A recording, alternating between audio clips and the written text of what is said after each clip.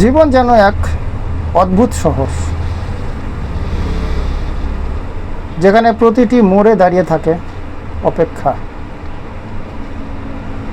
কেউ অপেক্ষা করে প্রিয়জনের জন্য, কেউ সাফল্যের, আবার কেউ খুঁজে ফেরে নিজের হারানো স্বপ্নকে।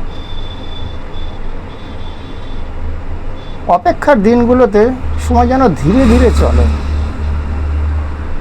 প্রতিটি মুহূর্ত দীর্ঘশ্বাসে ভরে ওঠে। তবুও মানুষ বেঁচে থাকে এই একই আশাতেই, হয়তো আগামীকাল কিছু বদলাবে, হয়তো আগামীকাল কিছু দেখা যাবে, হয়তো আগামীকাল পূর্ণ হবে অপূর্ণ স্বপ্ন। অপেক্ষা তাই শুধু কষ্ট নয়, এই এক অদ্ভুত শক্তি